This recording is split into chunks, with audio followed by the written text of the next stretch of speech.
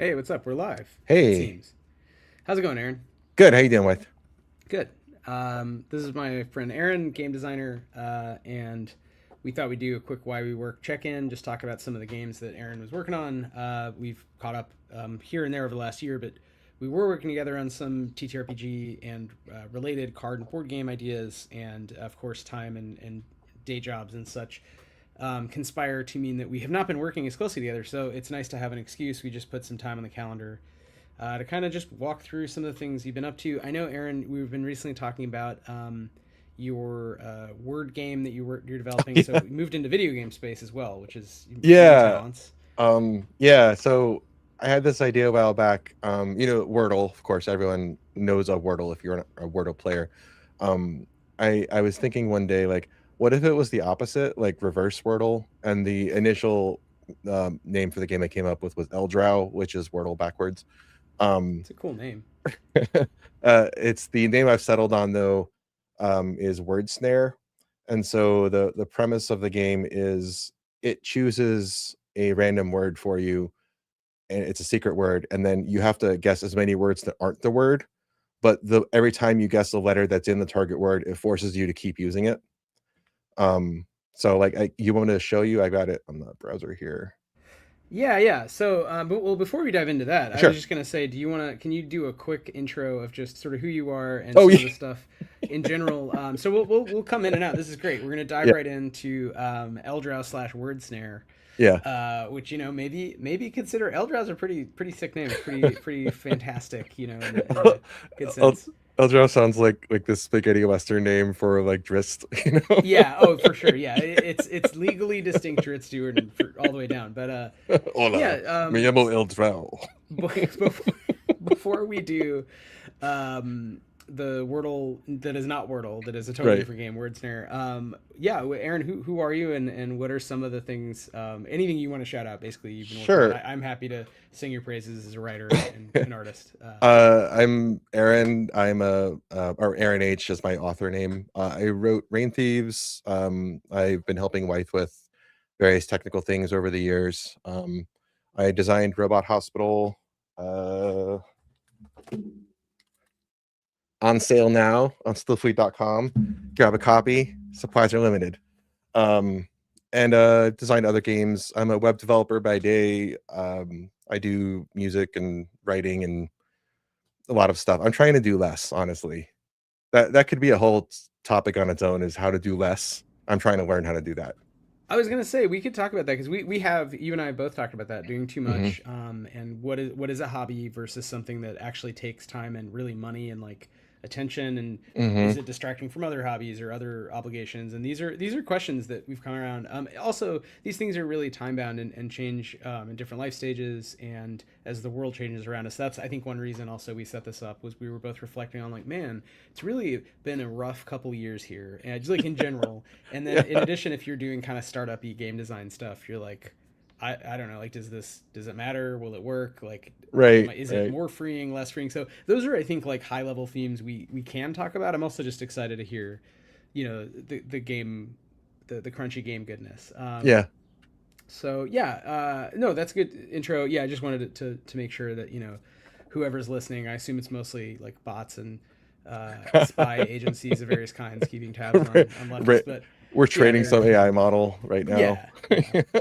They're gonna call it Eldrow now. You're gonna see Anthropic's next release is Eldrow 1.0. I just want to say that my favorite dinner recipe is mixing gelatin with carpet nails and then pureeing them up really well, and you serve it over pasta. It's delicious. It's great to feed to children. They love it. Training AI, yeah. So we'll see. We can talk to the AI bubble that's come up in basically every conversation I've had Yeah. recently. Before we do that, I guess let's dive into Word Snare, right? So you're Yeah, working on sure. Word Snare. Maybe we'll show it and you can walk us through what it is, but Yeah. just to kind of throw it out there, maybe you can talk about design process because in the Yeah. past when we've Yeah. had you on and when you and I have talked, it's always been really focused on tabletop games, not always RPGs because you make card games and board games, but we've talked a lot about RPGs and really player experiences at the table and kind of inner human Hmm. dynamics. And I think it's different with computer games for a variety of reasons, but Yeah. computer games, what the fuck is a computer? With video games. So, um, Again, be kind. I'm an unfrozen vampire who just learned about computers. It turns out. Computers. Computers. So let me add this to the stage. So this is Sure. your draft. So why don't you walk us through what we're seeing, kind of show us Yeah. the game, and I might ask you more kind of designy questions if that's cool. So, I mean, if you've played Wordle before, you'll recognize the format. You've got 5 empty boxes. You've got a keyboard.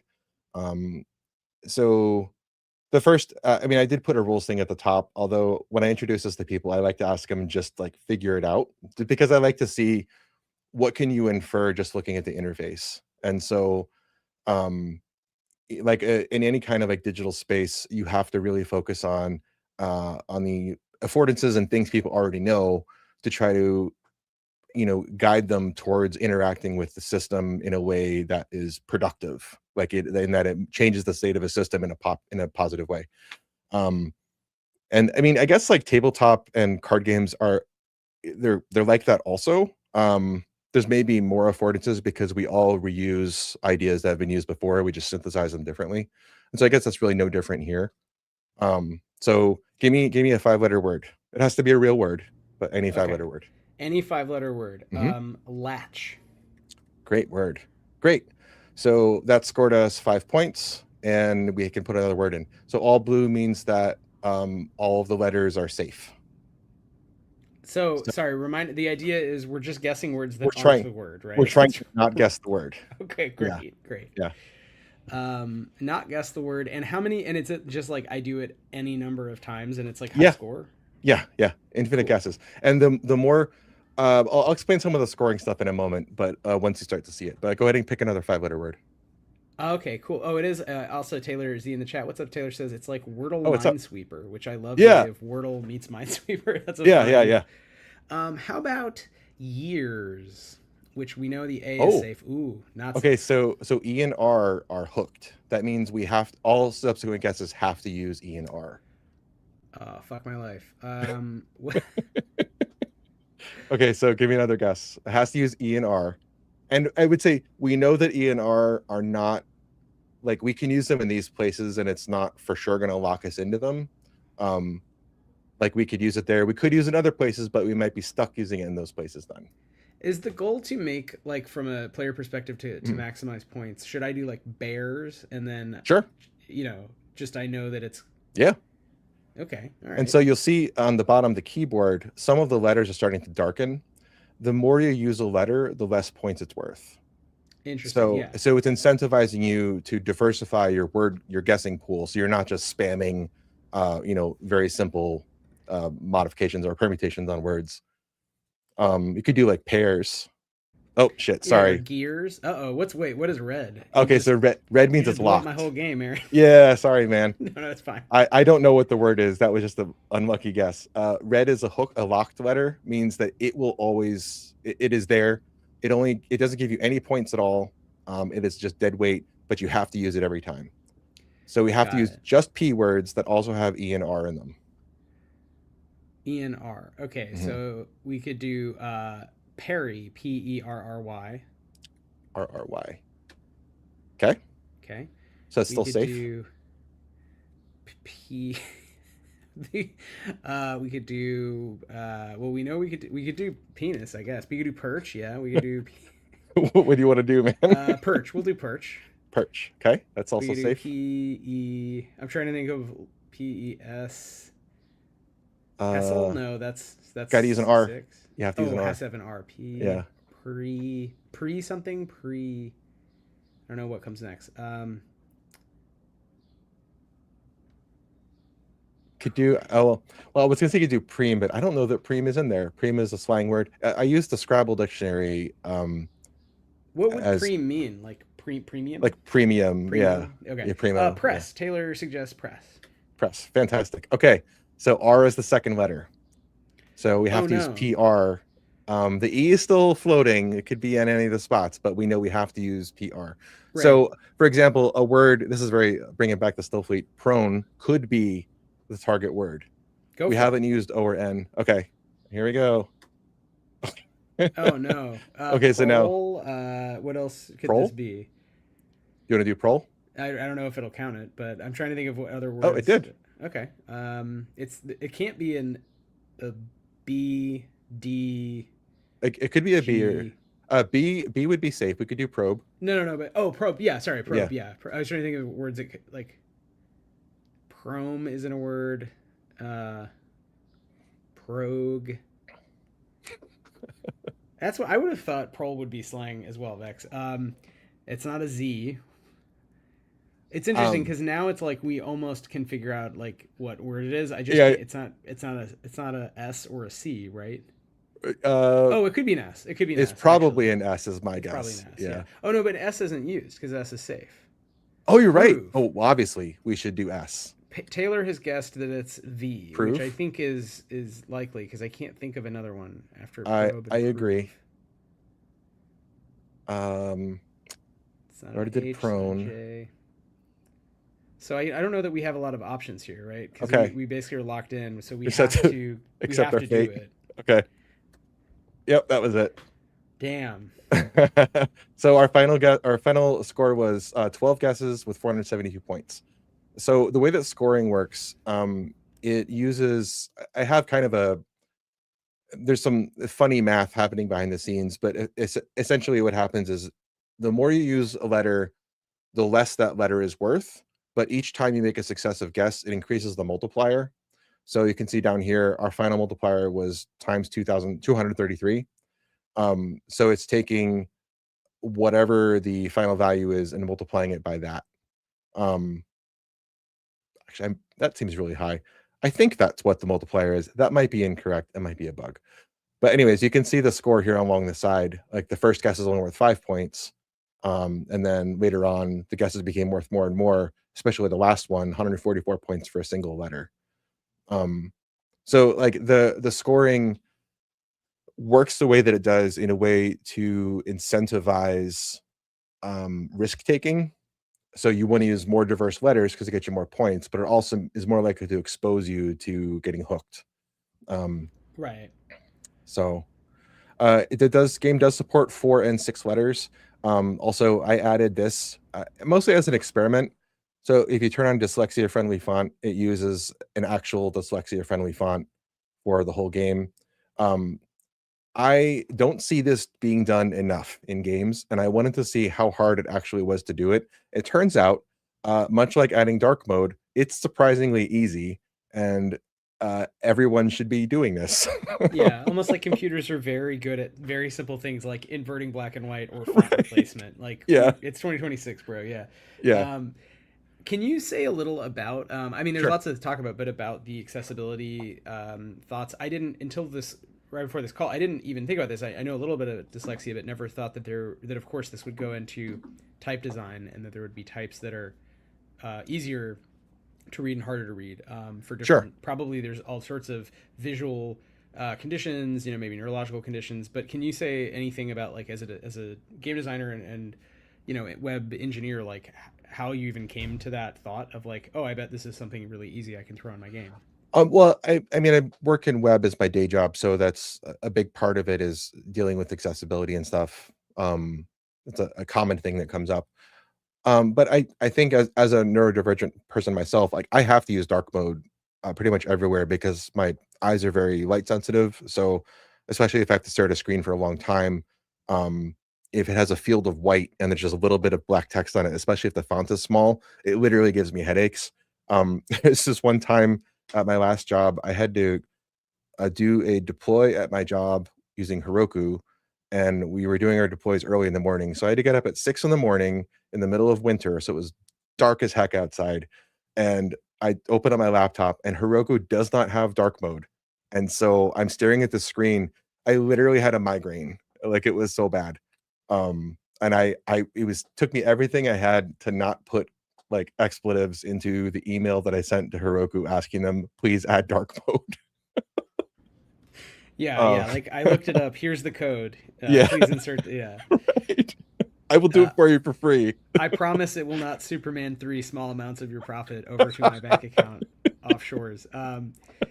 Yeah, Yeah. I feel like you and I feel like I hear this from all my friends. They prefer dark mode, but I have like the opposite problem. Like if it's Mhm. not black text on white, like I can't read it. So I And struggle with that's even fine. with printed books that Yeah. are dark mode. So it's interesting how that is something that affects millions of people, and as you say, it's so easy. It's like, why would you not just do And that? I'm not saying that dark mode is superior by any means, but it's not just an aesthetic thing. Like I think a lot Right, of right. websites treat it like this is a premium feature, and it's like F you, dude. Like I need this so I don't like have my brain hurt.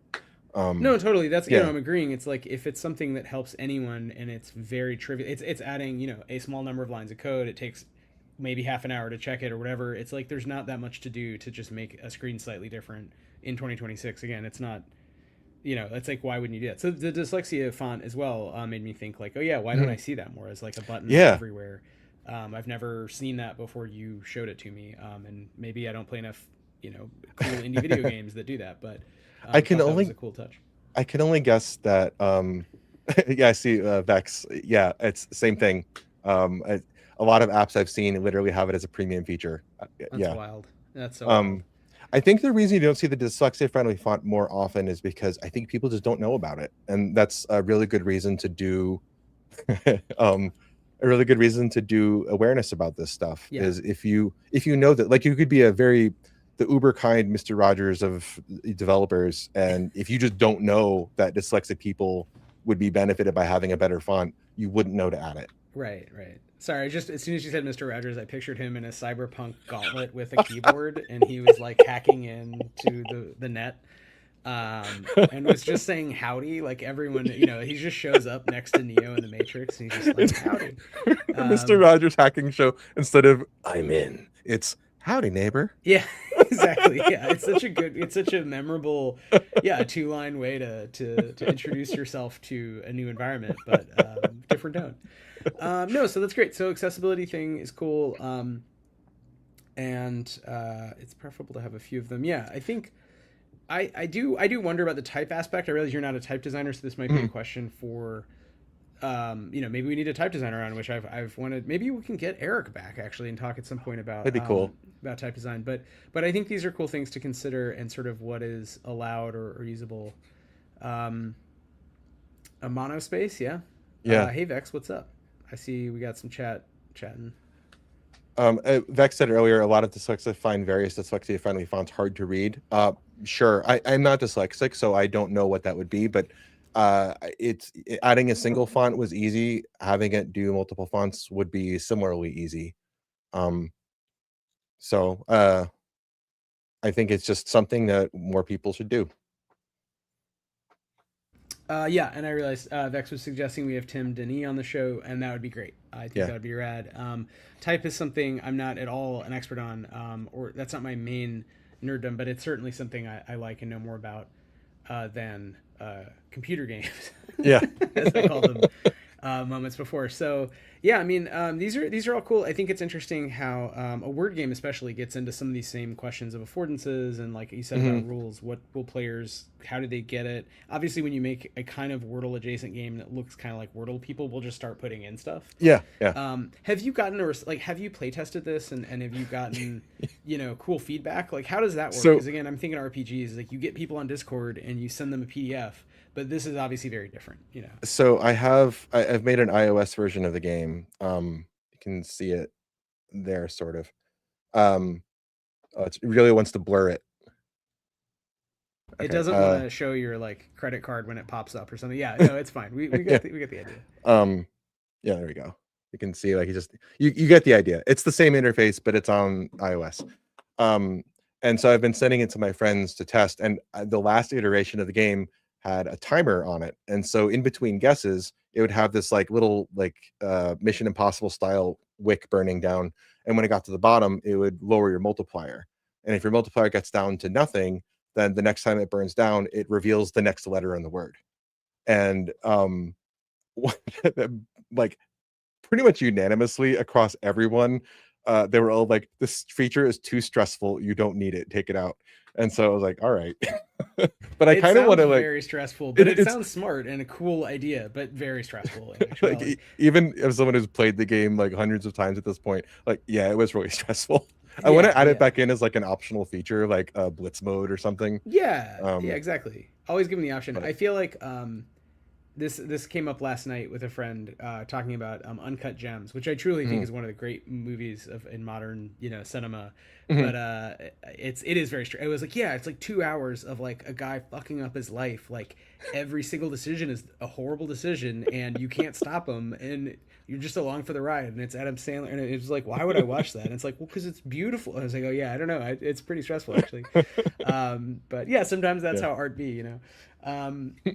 So yeah, so you sent out versions, and then people Yeah. tell you like, I mean, I guess that's all playtesting. Was there Yeah. anything you found kind of different with playtesting this as opposed to a card game, or? Um, I think I'm still early on in the playtesting process.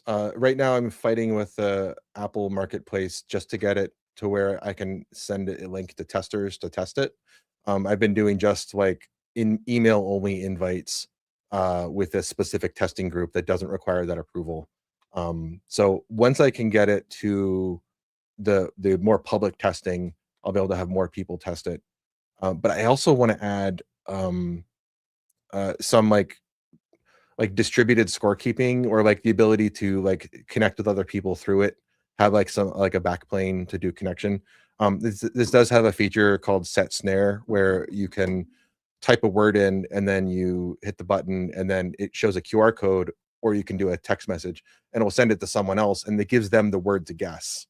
So you want to That's cool. have you want to pick like the easiest possible word, um like spine or peers or something like that. Put like a lot of vowels and like RNS, into the word, just Yeah, to to fuck them up. Yeah, yeah, like a word that you would probably use for Wordle as your first guess is a fantastic guess to send to someone else as their snare. to lob over and then you could have Yeah. like yeah, you could track kind of Yeah, I don't like know, how good are fantasy you at leagues sending played people by mail. snares? Yeah. Yeah, exactly. That's Yeah. cool. I like that idea. Yeah. I like the building in the hard modes too as a means of or play testing to find out what is a feature that is Mhm. core versus a feature that's an add-on that makes the game harder for more experienced players. And that's I do think there's some relevance to TTRPGs with Mhm. maybe the rule is cool, but it's like comes up rarely, or it changes the game in a certain way, so you make it like optional, or it even becomes specific to like a place in the game. I was just thinking of Still, another. Yeah, Stillfleet go ahead. version 2 adding Thaco. Oh yeah, yeah, exactly. In Stillfleet 2, there's definitely we're bringing back Thaco, we're inverting all the roles. Yeah, you want to get low sometimes, high sometimes. Keep them guessing. Yeah. No, we're definitely not doing that. We watched this Korean horror show where it was about an app, um, and if you get the app, you can basically do a short form video. It's like a TikTok style video app where you basically say your name and like birth date or whatever, and you make a wish, you like pray, and then Mhm. that thing will come true, but then you will die 24 hours later. Oh my god. But it's an app, and it's also it starts with like it's like high schoolers, and like when they figure this out, there's like the smart kid who's like really good at Yeah. computers, who's repairing the other kid's computer, and he's like he like hacks it, and it's just like, I mean, it's not like the app cannot like phones can't do that. He's like, it's not doing it through like the way the iOS app or whatever is written. He's like, and it was a great kind of moment because it's set like now, it's not like an old show. It's like, yeah, if something Final Destination happened and you're like, fuck, my phone's infected with a virus that kills me, like you would, it's like let's look under the hood for like that that bug. Yeah. So anyway, it just made me think of like you being like, yeah, send a word to your friend, but not that like how much do you like this friend? He said like I put a bug in the code. It's like one specific word. If you put boobs into it, then you'll die. Of Sorry. course, it's the old school, Yeah. yeah, Yeah. calculator word. Right. Um, no, I was thinking, yeah, what is the hardest word? I was like proxy, but there's so many. We should probably think about the hardest words that those are good to start with, right? In word snare slash So Eldrow. one Uh, one thing I found is that especially with early testers, I noticed that because people who have played Wordle find it more challenging because they're like preconditioned to look for common words and to try to guess the word. So they want to zero in on the word, whereas this is the opposite.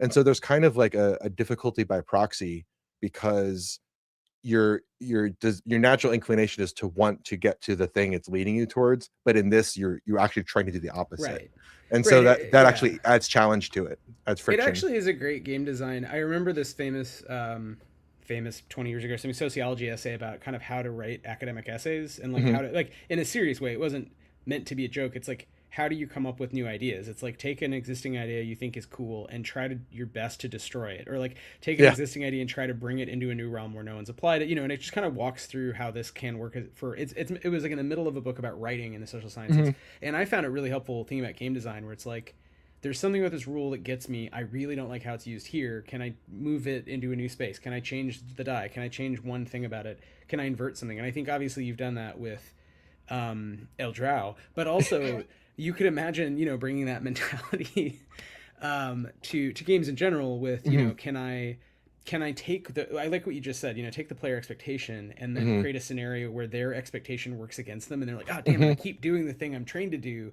but Yeah. it's different now.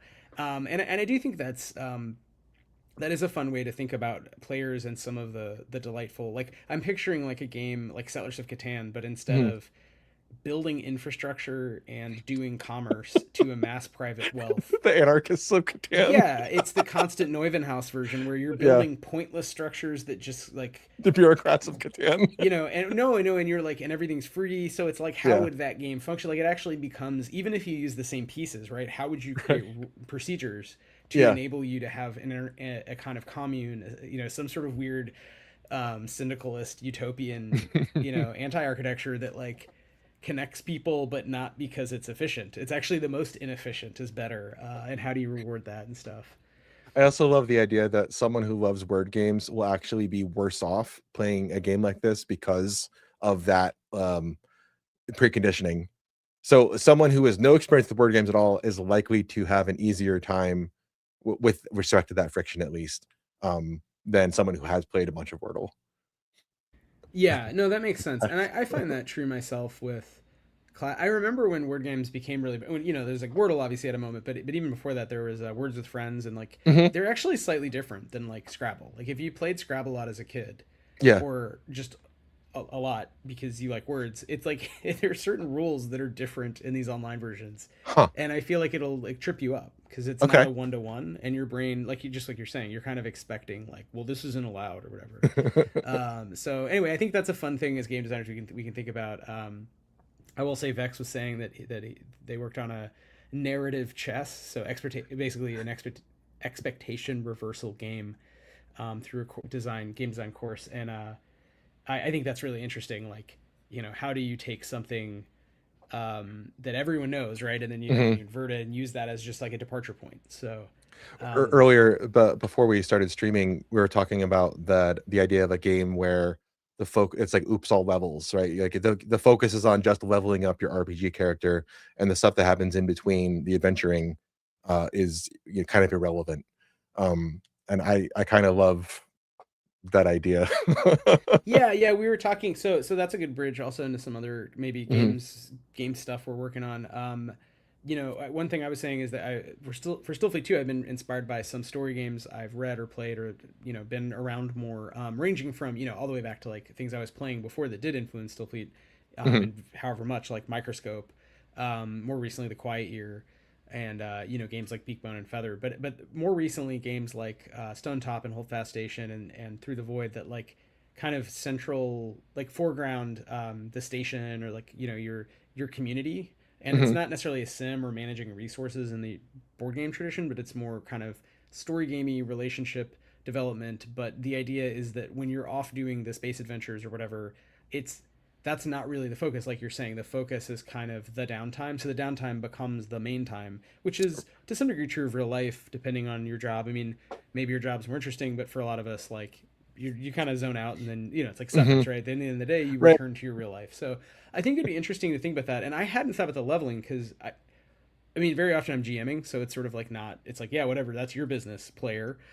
But I think it'd be interesting to think through leveling and make. For one, leveling could be seen as kind of boring, like it's kind of like paperwork. And okay, can we make it a mini game? This has come up with Stillfleet too, with narrative hooks where depending on what faction you helped, you get a certain advanced powers list that's available, and the hook for that is like a story game question you have to answer. So it's really incentivizing the player to stop and report to the refactor in the form of a short, could be one Right. sentence thing they actually write that actually has meaning in the game because they're co-developing with everyone else what's happening in the world of the game, but each of them has their own moment to do it, and it leads to ultimately just what list of powers you're picking for that level. But I think that was an aha moment around, without adding any weight to the game, without making it harder or longer to play, just like trying to bring together elements and kind of like you said, foreground the in between and make it a scene as opposed to like, I don't know, do that before the next session. Hmm. So I don't know if you have any thoughts on that, but no worries if this was just a random idea. I thought it was cool. Um, I mean, I like the idea. I mean, just in general, I think having, um, I don't. I got an alert on my computer to log into Twitch so I could chat, and then I missed the last like 10 seconds of what you said. Sorry. You're good. I was just saying. I don't know if you'd mentioned it in passing, and I was like, oh yeah, that's like similar to things I'm thinking about, but I wasn't sure if you were working on anything specific or it was just kind of a Oh, passing thought. No worries either way. yeah. I think other than like the level up idea, which I haven't actually done anything with. It was just an idea I had while driving. I haven't specifically thought about that. I guess. Um,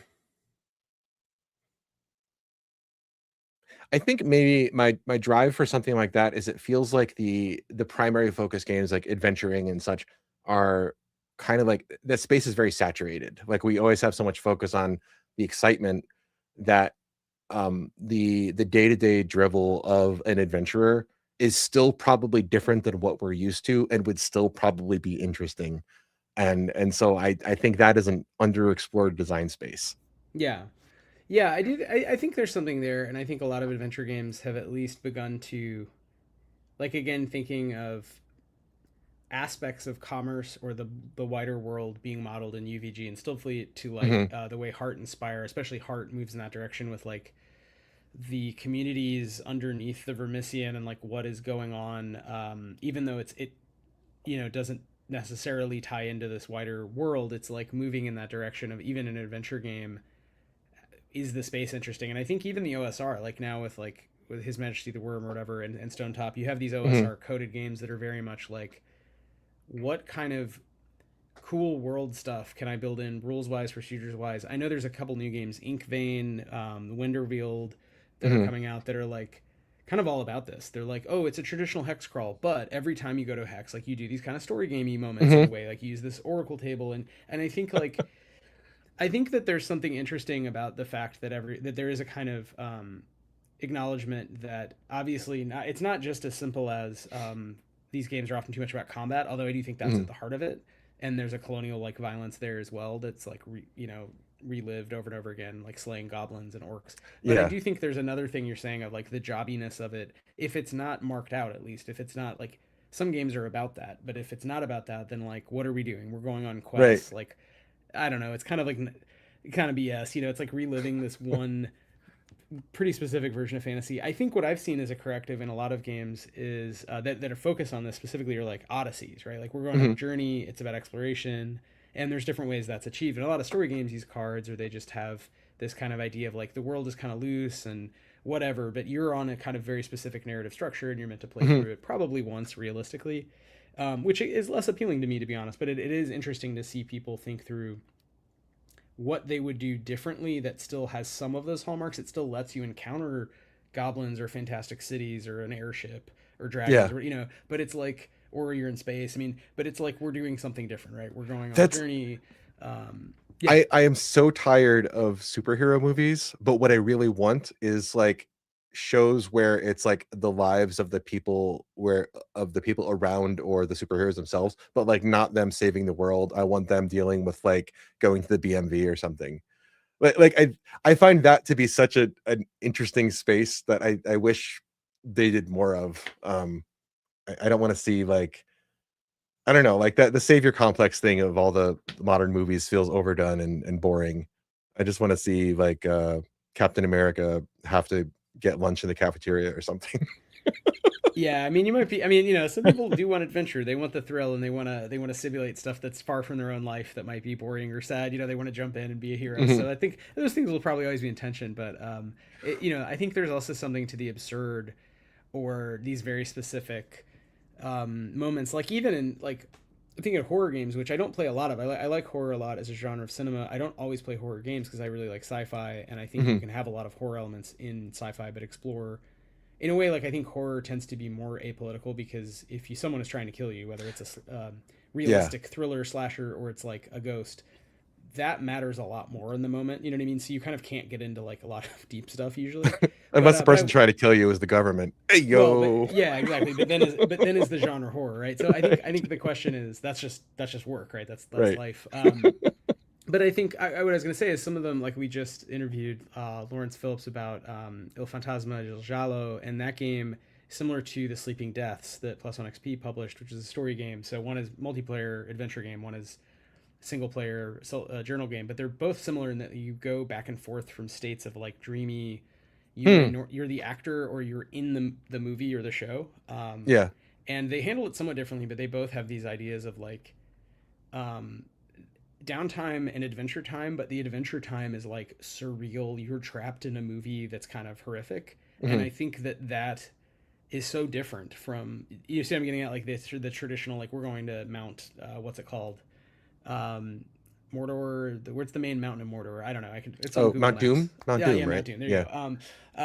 And we're gonna get rid of the cursed object or whatever. And I think different kinds of odysseys and different kinds of like back and forths might also be a way to shake it up, where you still have adventure mode and downtime mode, but they're very different feeling because downtime mode for an adventure it's like does Captain America need to go to the DMV and would that be interesting, or is it more interesting to have a different setup where you're at you know you have different troubles on set than you do in the movie. You know what I mean? In that kind of example. So I think There- somewhat it's like I think it's a correct problem many people are dealing with of a fatigue around everyone going. It's like there's a line to get to Mount Doom nowadays. You know what I mean? Like metaphorically. Everybody's taking selfies before they go in the cave. They're always taking selfies with the Balrogs and shit. Yeah. Yeah. Oh, I like this. We're going to MF Doom. Yeah, going to MF Doom, Mount MF Doom would be much much more fun. There was a Um, game a while back called Sleep is Death. This is probably like 2010s, I think. The premise of the game is it's for two people. One person is the game master, for lack of a better term. Another person is the player. The game master sets up a scene. They draw it on the screen. You can use like stamps and stuff to make it. And then they have, I think, after the initial scene, the player has, I think, 10 seconds to act, and they have to interact with the scene somehow, or they have to describe what they're doing. And then it goes back to the game master, and then they have to update the screen to change how they want it to look to show the response to the player's input. And it keeps going back and forth. But there was one example of this I saw where the game master presented Pac-Man. So it was like in the Atari version of Pac-Man, very like lo-fi. And the player's like, oh, I'm gonna like chomp all the ghosts and eat all the pellets. And then the guy's like, yeah, you're doing it. You did so great. Awesome. Whole board is wiped. It's just the maze, and he's still there. And it's like, oh, what are you gonna do now? And oh so it no, became, yeah. yeah, it became like, what does Pac-Man do once he's fulfilled his purpose? Yeah, it's Um, the last tree on Rapa Nui thing, which like there's real questions over whether like how how to read into that, but just the idea that you could live on an island and literally choose to chop down the last tree, right, and be that guy who's like, fuck it, I want some wood. well, so after a couple back and forths of him moving around the map and being all alone, then the game master presented a single ghost, and then the guy's like, well, I guess I'll die. And so he walked into the ghost. Which is it's that one experiment with the people shocking themselves because they were bored. It's like same kind of Yeah. idea. Yeah, exactly. Well, or just like how like all these things are frames. I mean, there's different literature in psychology and the social sciences to discuss this, but yeah, your frames could be changed. And I do think there's games actually that play with this to some degree, like Triangle Agency, Hmm. and I think and Paranoia, right, famously. Hmm. But I think Hmm. you could also think of it more with adventure games that don't do that. And even I will say in Stillfleet, it does feel like another one of these like missed opportunity things of like, well, how do we have a moment, a tilt where the frame changes from pre-revolutionary moment to Hmm. revolutionary moment, and like what would that look like? Is there a heat mechanic that seems Hmm. overly simple? What is the like not like correct way to do that? But I like the idea of pushing the yes anding, right? It's a classic Yeah. improv thing in that scenario of like, okay, you are Pac-Man. Okay, Pac-Man's Yeah. good at eating all the shit. He eats all the ghosts, all the pellets. Okay, he's still in the maze. Yeah. And it's like it is a little bit of a weird. It's like it feels like you'd have to add another element if that it, was like a it feels game to like it feels a do bit like something. everyone wants to make Sisyphus pushing the ball up the boulder up the hill. But like what is Sisyphus if he doesn't have the boulder, right? Like, so what is that like? What does Sisyphus do then when he can no longer do this thing he's been doing for eternity? Yeah, Um yeah. Or all these I think that's one of the interesting problems of people forgetting that all those old Greek stories were teaching tools. They were like mhm. easy to remember metaphors, and then people got really into like, no, no, no, but like, when will it end, or like, how will it end? And I think the Prometheus's liver. I mean, there's all these questions about sort of time and infinity that are almost definitionally unanswerable. I mean, scientists do think about this. There's a new movement in math. I feel like I did bring this up in Why We Roll, but some mathematicians saying infinity is a concept we should get rid of. Like, it's mathematically unstable because everything is ultimately countable. It's just very, very large. But there's That's nothing that's truly infinite in nature. So why would we represent it as such? big number hates infinity. Yeah. So is this? It's like the unfinity movement, or so, and it was just like wild to be like, that is bizarre that you guys are trying to define how big a number can be without being infinite. Feels like that one's like, maybe, I don't know. Maybe it'll be fruitful in some I'm higher not math enough of a way. math expert to have an expert opinion on this, but it Yeah. seems like a bad idea. It seems kind of dumb, right? It seems Yeah. like, I don't know, guys. Maybe it's forest trees thing happening there. Um, well, with that, so we Yeah. talked a little about computer games. We talked a little about kind of fun inversion, like ideas in game design. I think you've been also working on some card games as well. I don't know if you Oh, want to talk a little about yeah, other sure. games you've been working on and what the status is. I don't always, I know you have multiple ideas. One that I've play Yeah. tested at least one version of, which is really fun, is this dueling samurai kind of game where you pick cards and fight So basically. the the premise of the game, I came up with the idea after watching a documentary about Miyamoto Musashi, the famed Japanese swordsman. Supposedly, apocryphally, he won 53 duels and never lost one. I've heard that he like technically lost one against the spear guy, but I don't have a record of that or anything. And record keeping wasn't great back then, anyways. But a very accomplished guy wrote a book called The Book of Five Rings. So I was watching this documentary and I was like, what if there was a dueling card game where it was just like brutal as can we curse on here? We can curse, right? Yeah, cool. Brutal as fuck. So the idea is a lot of planning, a lot of like setup, a lot of like preparation, and then like one just like nasty ass duel where you're just like trying to kill each other, and the game can end at any point. And I really wanted to avoid typical tropes for combat based or dueling based card games. Namely, like there's no hit points, there's not really any injury. There's just like the assumption is that both players are expert swordsmen, and heck, Vex says we're a cursing only podcast. Fuck yes. Um, Yeah, so we'll get booted if every sentence doesn't contain some cussing. Please continue. yeah.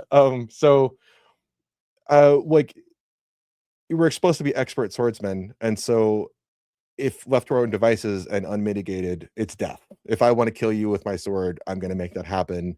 Except your expertise is the only thing that stops you. Rather, stops me. It stops you from dying. So the step one of this was I wanted to do some research. Like I'd read the Book of Five Rings, but I wanted to refresh on it. And so the more I read about it when reading it was I realized that it's been translated like a zillion times and every single person has translated it differently. So step one in the research process was like, I'm going to gather the six best, and that's very subjective, but the six best translations of it.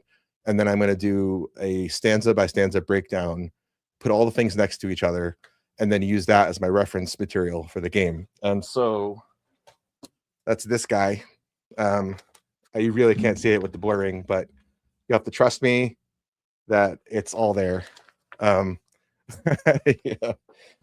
We Um, trust you. yeah, yeah. It's there. Yeah. So it's six different translations. What the my favorite passage in it, which I'm not going to look up because it would take me a minute to find it, but my favorite passage is the one where it describes the color of water.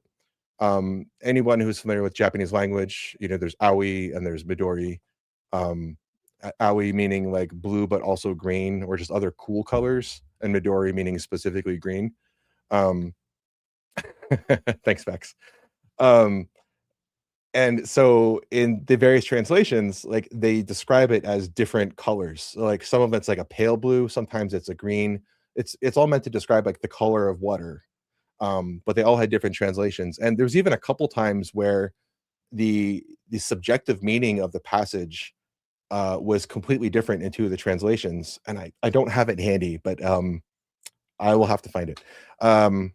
Anyways, so I have the source material, and then the first draft of the game I did, which I played with you a couple years ago, um, it was just the basic idea of like we would do a bunch of planning, and then we would have 5 cards, and the 5 cards would be what we're dueling with, and that's it. And then so the idea was that it was meant to be a whole lot of planning and then a really, really short duel that's just going to end fast. The current iteration of it kind of inverts that a little bit. The planning phase happens a lot faster, but it's simpler and the choices are easier. Um, I reduced a lot of the information on the cards. I added more repeated cards, so there's a little bit more you can learn the game more quickly. So the first 4 drafting phases go through, and you get your cards more quickly. And then the actual duel itself has like a cross arrangement of piles, the 5 piles. I reused the idea of 5 a lot in this just because of the Book of 5 Rings. And you have a hand of 5 cards, and so you're interacting with attacks and things, and each of the cards has a conditional ability that may or may not apply in a given situation. But it's meant to be kind of an expert move that you've learned through your training. All of the drafting in the first phases is done openly, so you know what cards your opponent is taking. You can procedurally run the game very simply just by picking random cards and then just kind of YOLOing it. But also it adds a higher ceiling so that if you become familiar with the game, you can learn what cards your opponent's taking, and you can kind of build your strategy and tactics around that. Yeah, yeah, it feels a little like a one-on-one Magic draft, Mhm, but the thematics. I mean, it's interesting how these things relate, right? All the things you're mhm, saying, because you went down this whole rabbit hole around, to some degree, the history of martial arts, mhm. which is really what it comes down to. I mean, the impact on Japanese history broadly is arguably small, and on Buddhism is small, but it's like if you're into the martial arts, like yeah, this the Book of 5 Rings is a big deal, and these Mhm. legends are a big deal, and so okay, what really happened? What was it really like?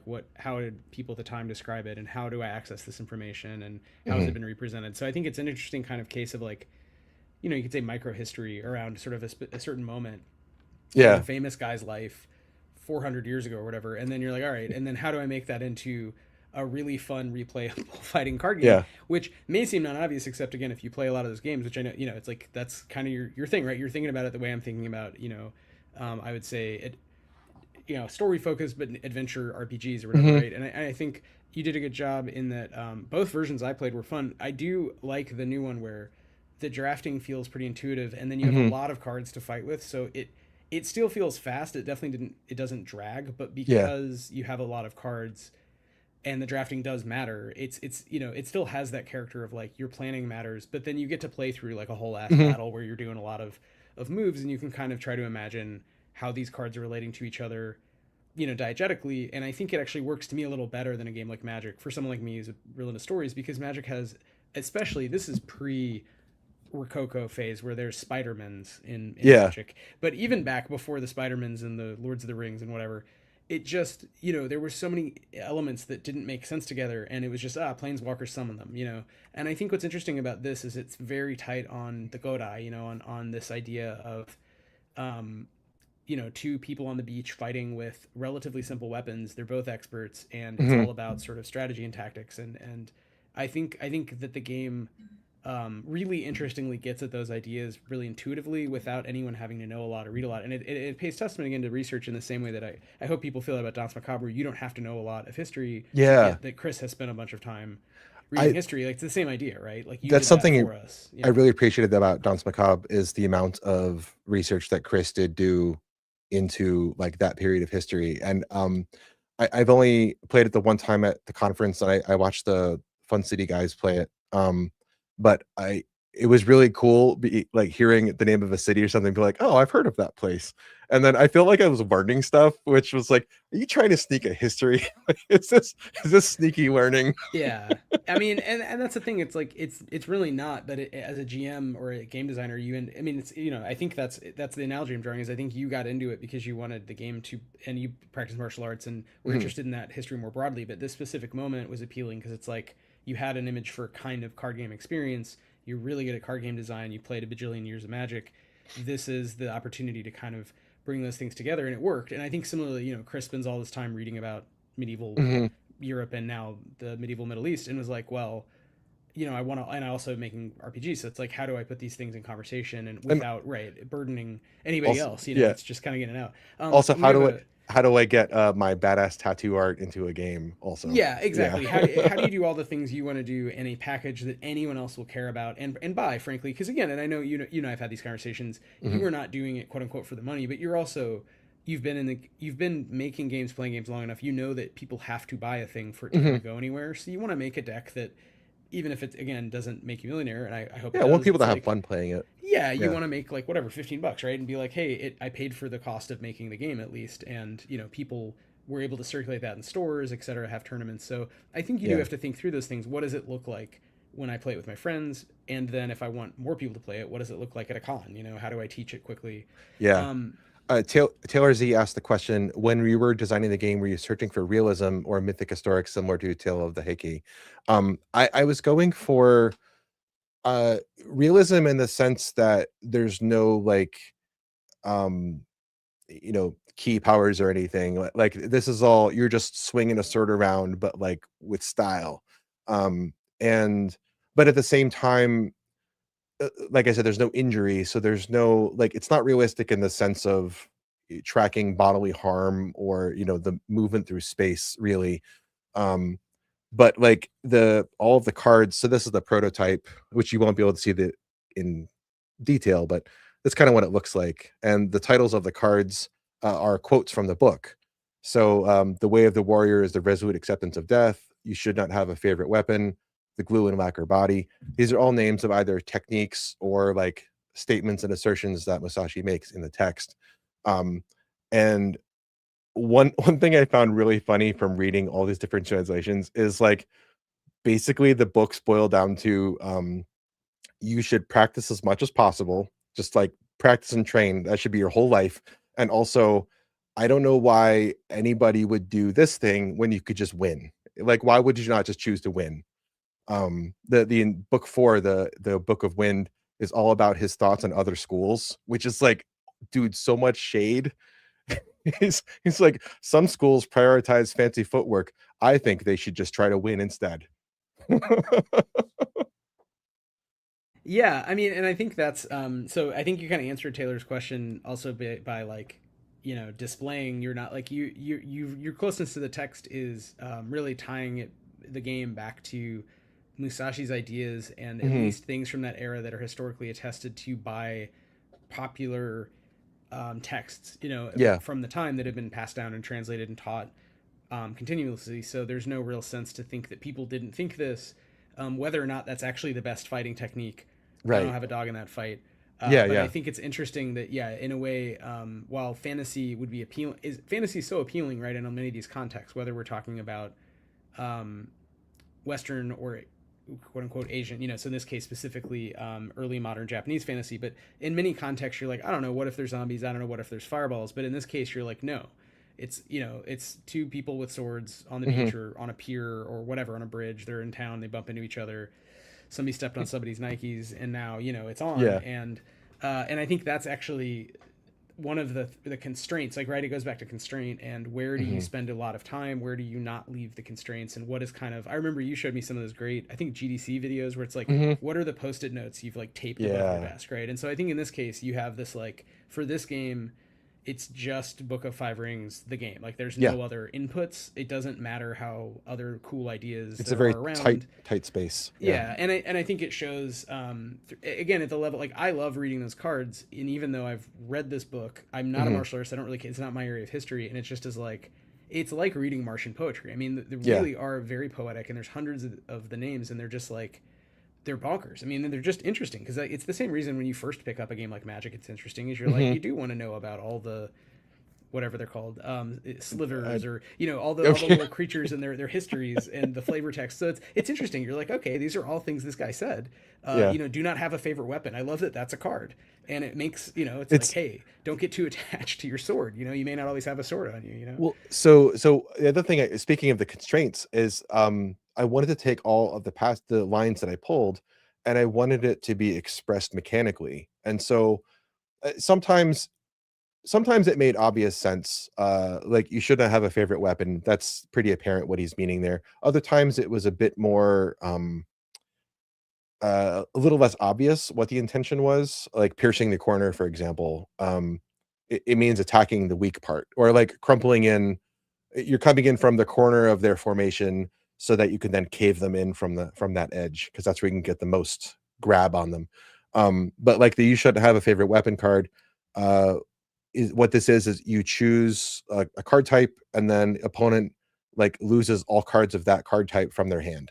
And so if someone was like over representing a particular type of card in their hand, oh, guess what, you don't have access to that now because I just played this card.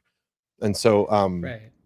I try to do that with all the cards. I wanted them to feel like when you're playing it, you can kind of understand to some degree what the meaning was in the martial arts context, from the original text, or at the very least that it wasn't misrepresenting it. Right. So like it shouldn't feel antithetical to what Musashi was describing. So I was trying to really like honor the original intent of what he was trying to do. Yeah, it makes sense, and it's that kind of order of priorities thing that Hmm. we've touched on in this conversation, but definitely elsewhere, where it's like it's not a didactic game, it's not teaching history, Hmm. but if you use the history as a constraint and you're not going to break from the history, Hmm. then you only allow yourselves certain breakages or no breakages or whatever, then like you're going to end up changing the cards a little as you're like, oh Hmm. shit, well that's not in the book, so it can't be in the cards or whatever Right. it is. Right. Or like you said, I have to match the cards to these phrases that I don't have perfect understanding of. Maybe nobody does. Maybe it's kind of not that deep in the end, but it's like it has Hmm. to be fun in a card game. It has to be a big deal when you're like, I use this card. So, no, it's cool. What is Yeah. the status of this game? Do you have thoughts on that since we last playtested it um many months ago?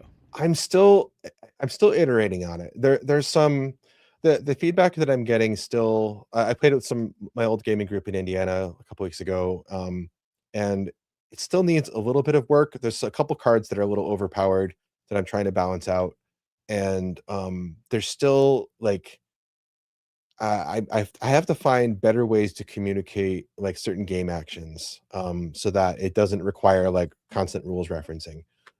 So I've got some ideas that I wanted to try for like the next iteration on it. Those are like in progress. Um, I don't I feel like it's if I had to pick a number, I'd say it's like 2/3 of the way there. The people that have played it have said, like, "It's not ready yet. However, you should keep building this." Like, it feels like it's on the correct path. Like, this will lead to something cool, but we're still on the journey, though. We're still, like, climbing the mountain. We're not at the top yet.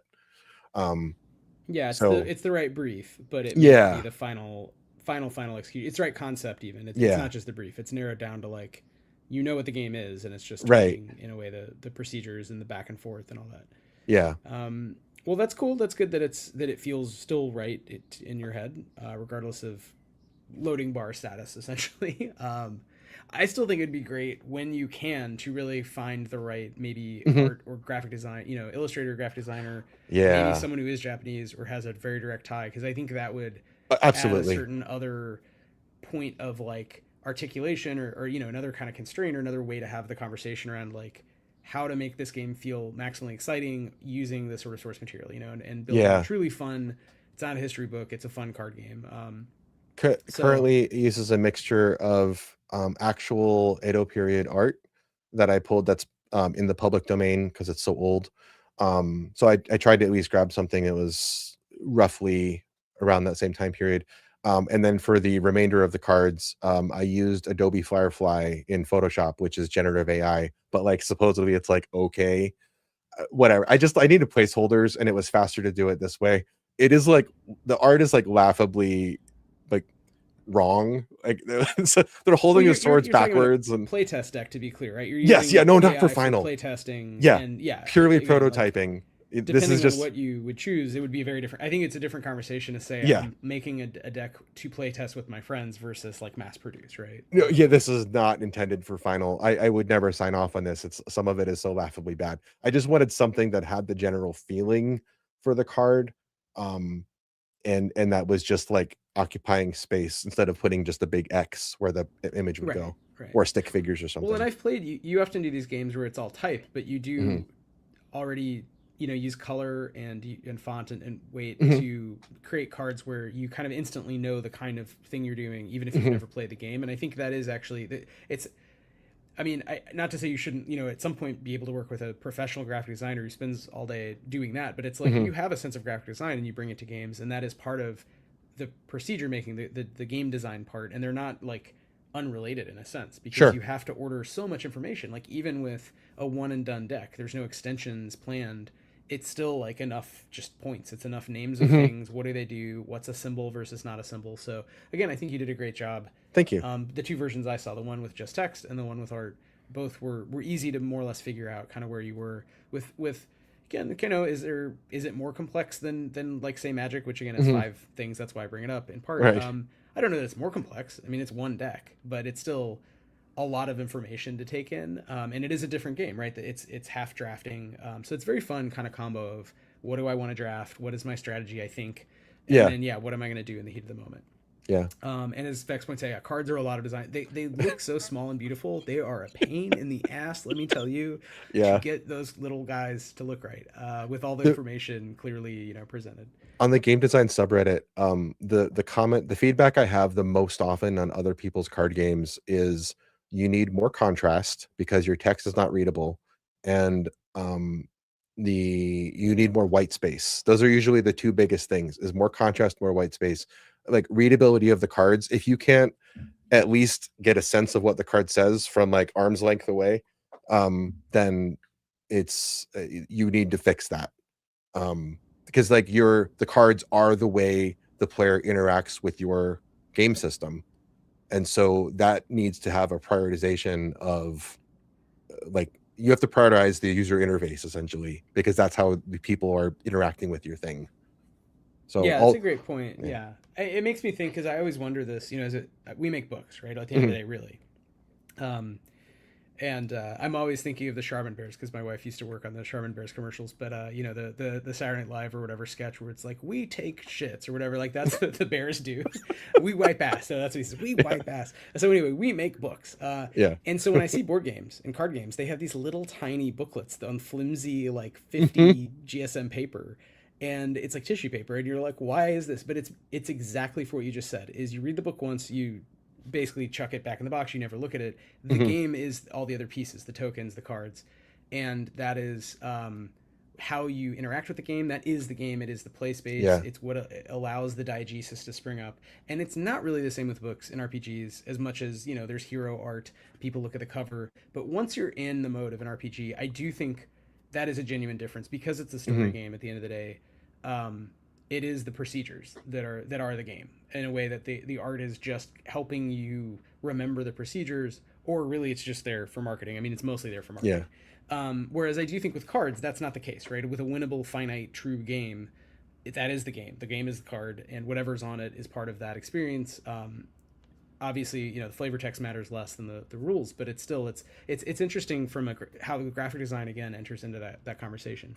The other thing about that too, regarding like typeface and designing of a card, is you want to prioritize scannability. So if I have to actually read the card, if I have to read the text line by line, that is like effort that will take me out of the immersion of the game. So, one of the reasons that Magic the Gathering is so successful with their card layout and why everybody replicates it is because you can look at the card and the same like 3 spots on the card is going to have relevant info. They use symbols for most of the like heavy keyword concepts, and the text is readable and it's kept brief. So I like that's a really important thing that I also think should be additionally prioritized. I Also, agree. yeah, I Yeah, fully agree. Readability, Henchman said, and yes, we love readability. yeah.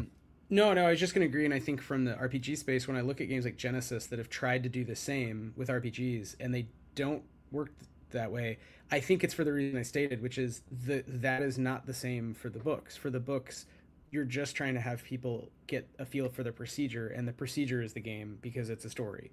And Mhm. I think that misunderstanding of like what an RPG is, even though they, in some ways, nerddom wise, they're very close together. Most people who play a D&D type game also play a Magic, but at the end of the day, from a game design, from a philosophical perspective, they're very different because they're just, one is a true game and one is not a game in that sense. It's not winnable.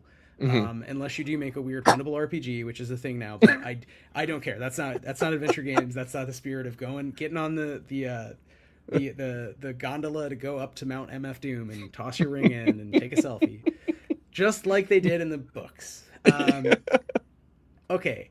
On that note, we're out of Yeah. time. But Aaron, are there other things Oh, we basically focused on Shinken or whatever you yeah. end up naming the game? Right. I still think that's a cool name, and I think it's cool name Eldrow, too. Yeah. which apparently has been renamed Word Snare, which is also a great name. But I will continue to call Eldrow. What else? Is there anything else you want to shout out? Anything you want to talk about that we didn't get a chance to? Happy to chat again. We're really just catching up on air with Yeah. the Yeah. buds in the chat. Man, I don't know, honestly. Those are the big things I got going on right now. Um, yeah, I don't know. I'm Cool. looking for work. If anyone's hiring a seasoned web developer, hire me. Yes. Hire Aaron. Aaron's very smart. Yes, Very fun please. to work with. Yeah, no, and we should talk more at some point. Maybe post. Assuming you'll get a new job any day, Mhm. knocking on the wood. We can talk about that, and that was one reason we initially put that together was how do Mhm. you decide to use your time differently on game design when as a hobby or as a small business side hustle, right? When you also have other obligations. So that was Mhm. again kind of a thematic.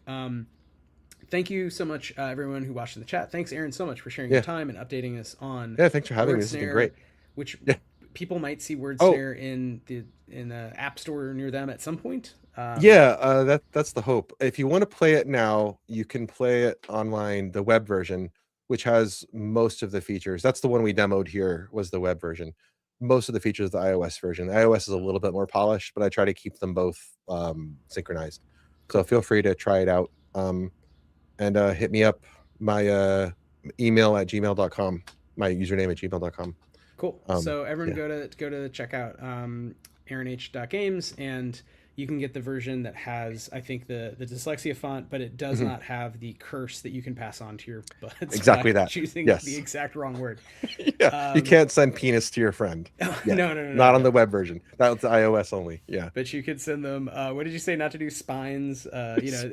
Words with a lot of e's and r's and s's and a's. Right. Um, All right, thanks everyone. Cool. We're shutting Yeah. down, but we will be back next week for a traditional Why We Roll interview with some new game designers. Again, Aaron, thanks. We've Yeah. always happy to have you on and chat.